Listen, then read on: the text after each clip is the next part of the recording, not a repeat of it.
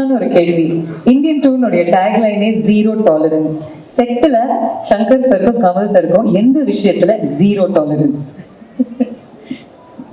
எங்களுக்கு zero tolerance for தரக்குறைவு. தரக்குறைவுக்கு ஜீரோ டாலரன்ஸ் எனக்கும் உண்டு, அவருக்கும் உண்டு. இது போதும், இதை அட்ஜஸ்ட் பண்ணிக்கலாங்கிறது பண்ண மாட்டாங்க. ரொம்ப முக்கியமான காட்சிக்கு இப்போ ஒரு உதாரணத்துக்கு ஒரு கண்ணீர் வர்ற காட்சி ரொம்ப நேரம் நடிச்சுட்டு வந்து ஒரு சின்ன ஒரு குழையா இருக்கும். இருந்தாலும் ரெண்டு பேரும் அதை திருப்பி வருமா, அதே இடத்துல கண்ணீர் வருமா தெரியாது. ஏன்னா அது என்னையும் தாண்டிய ஒரு உணர்வு.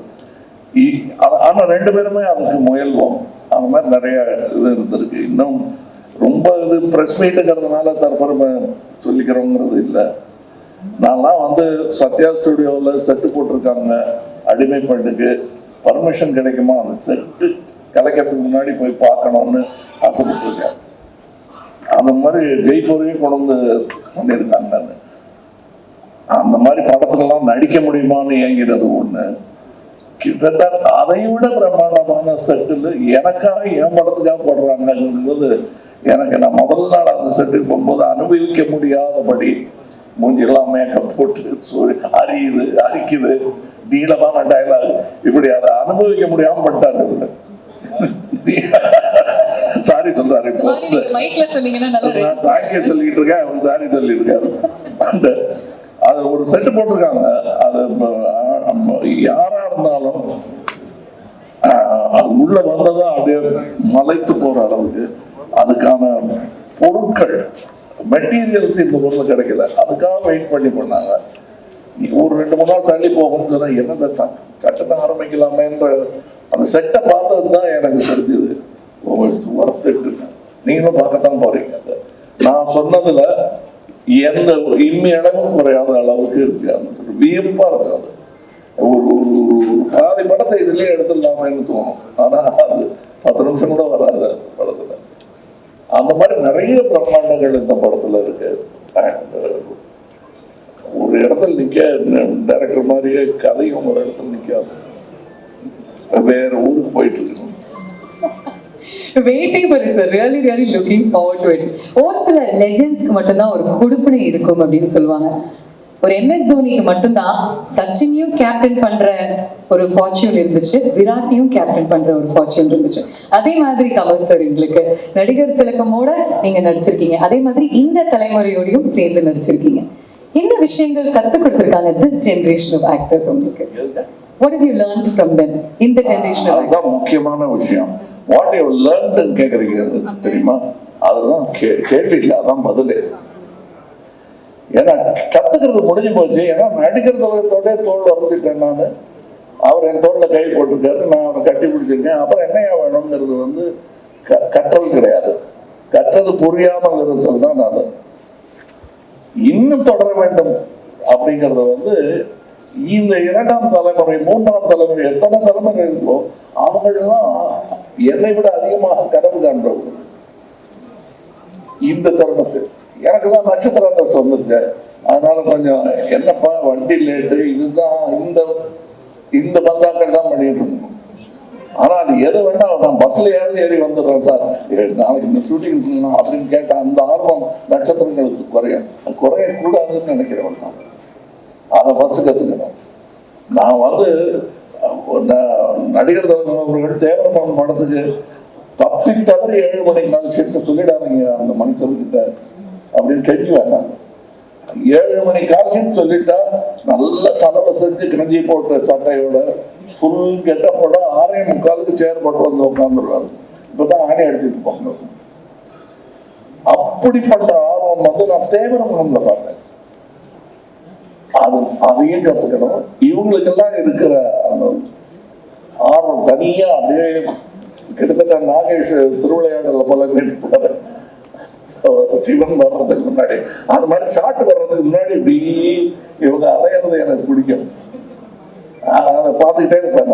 நான் எல்லாத்தையும் கவனிப்பதற்கு காரணம் தற்காப்புக்காக இல்லை, கற்றலுக்காக. அதனால நான் கத்துக்கிட்டது வந்து இந்த 3 தலைமுறைகளில் வந்து இன்னும் பல வாய்ப்புகள் எனக்கு கடைசியா டெர்மினஸ்ல ஒரு ஸ்டாப்புக்கு முன்னாடி வண்டி டெப்போக்கு போறதுக்கு முன்னாடிலாம் ஏறி பயணம் பண்ணியிருக்கேன். அது வந்து டி.கே. சண்முகம் அவர்கள் ஒரு தலைமுறைக்கே தெரியாது, அவங்கெல்லாம் அப்படி பெரும் கலைஞர்கள் இருந்தார்கள். கே.வி. சுந்தராம்பாள் அவர்களுடன் எனக்கு பின் வீடு, அவங்க கிட்ட போய் வெக்கமே இல்லாம பழனி அப்போ எல்லாம் பாடி காட்டிருக்கேன் நான்.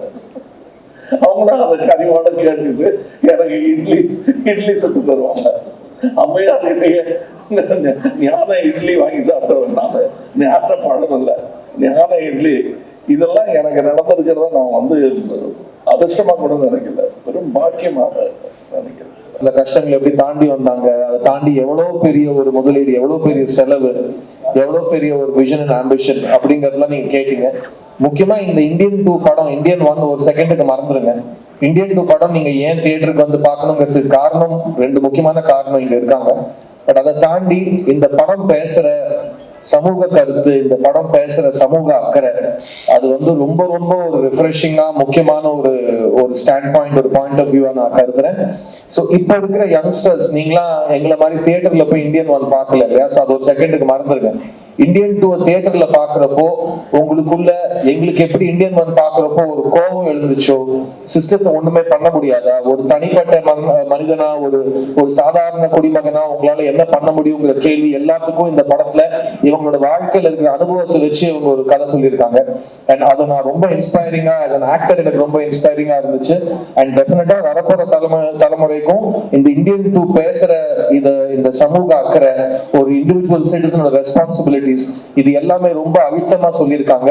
So please come to the theater on July 12th for these 2 legends, but also to see a new cinema and to see இதுவரைக்கும் நீங்க பார்க்காத, இப்ப எல்லாரும் ஊழல் பத்தி நிறைய படம் எடுத்துட்டோம்னு சொல்றாங்க, பட் ஊழலை பத்தி இந்த அளவுக்கு ஜீரோ டாலரன்ஸோட எடுக்கப்பட்ட படம் Indian 2.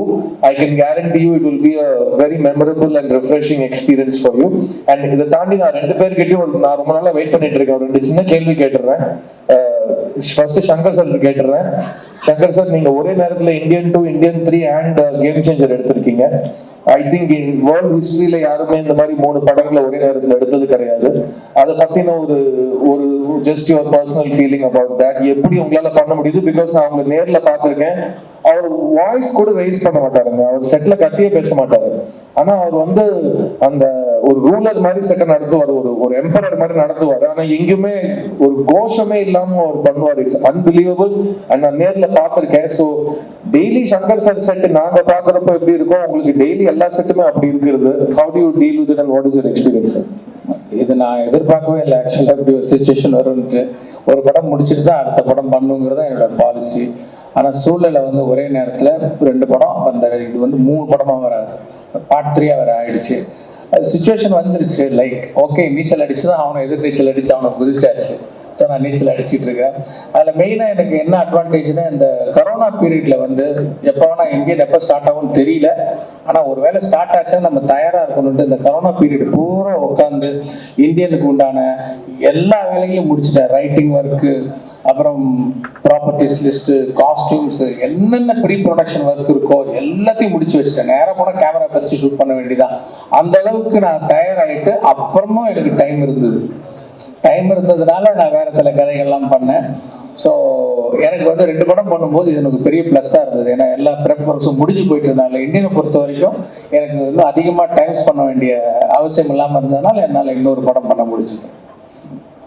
And now Kamal sir, recently நீங்க ஒரு இன்டர்வியூல ரொம்ப அழகா ஒரு ஸ்டேஜ்ல இன்ஃபேக்ட் சொல்லியிருந்தீங்க, ரொம்ப புரிதலோட ரொம்ப அழகா சொல்லியிருந்தீங்க. உங்களுக்கு பிடிச்ச படங்கள்ல உங்களுக்கு சில பேருக்கு ஃபர்ஸ்ட் ஹாஃப் பிடிக்கும், செகண்ட் ஹாஃப் பிடிக்கும். அப்படி பாக்குறப்போ எனக்கு பிடிச்ச செகண்ட் ஹாஃப் இந்த இந்தியன் 3 அப்படின்னு, அந்த காரணத்துக்காக நான் இந்தியன் 2 ரொம்ப எக்ஸைட்டா பண்ணேன்னு நீங்க சொன்னீங்க. அது வந்து சினிமா புரிதல் இல்லாதவங்க சில பேர் எப்படி புரிஞ்சுட்டு இருக்காங்களா, உங்களுக்கு இந்தியன் 2 பிடிக்கல அப்படின்ற மாதிரி அவங்க ஒரு ரெஃபரன்ஸ் எடுத்துட்டு இருக்காங்க.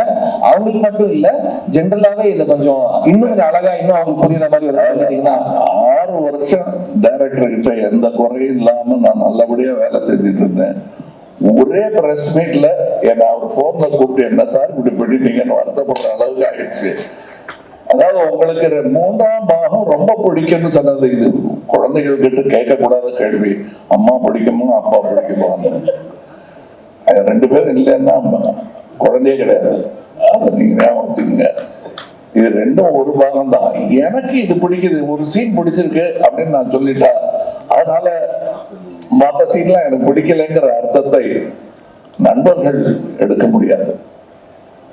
நல்ல நண்பர்கள், நல்ல விமர்சகர்கள் அந்த அர்த்தத்துல அதை எடுத்துக்க முடியாது, எடுத்துக்க கூடாது என்பதுதான் என்னுடையது.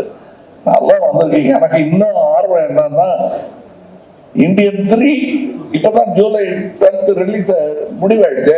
எனக்கு இந்தியன் 3 ரிலீஸ் டேட்டுக்கு நோக்கி ஓடிக்கிட்டு இருக்கேன் மனசு. அதை நீங்க யாரும் தடுக்க முடியாது, டைரக்டரே தடுக்க முடியாது. நானா எடுக்க சொன்னேன் 3 எடுத்துட்டீங்க. எனக்கு இப்ப அது மேல ஆசை வந்துருச்சு. அதுக்கு நான் என்ன பண்றது?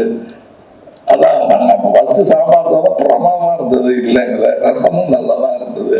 பாயசத்தை நோக்கி என் மனசு பாய்கிறது என்றால் அதற்கு நீங்க என்னை கோவிக்க கூடாது. இதுதான் உண்மை. இன்னும் நான் இந்த பிரஸ் மீட்டை வந்து இந்தியன் 3 பிரஸ் மீட்டா ஆக்க விரும்பல. ஏன்னா எனக்கு பிடித்த சம்பவங்கள் நிறைய அதிலும் இருக்கிறது, இதிலும் இருக்கிறது. Thank you so much, sir. And Indian 2, Indian 3 இல்ல எது பிடிக்கும் நீங்க என்ன கேட்டீங்கன்னா, எனக்கு Indian 4 தாங்க பிடிக்கும். ஏன்னா இந்த பாயசத்தை ஆல்ரெடி எனக்கு ருசி காமிச்சிட்டாங்க, கொடுத்துட்டாங்க. Indian 4ல நான் இருப்பேன், அந்த ருசியும் சீக்கிரமா காமிச்சிருங்க, சந்தோஷமா இருக்குங்கிற ஒரு நம்பிக்கை தான். அங்க சுபாஸ்கரன் அவர்கள் பேனா கேப்பை திறந்து செக் புக்கில் கொண்டு வந்து சைன் பண்றது எனக்கு தெரியுது, மனசு ஞான திருஷ்டியில தெரியுது.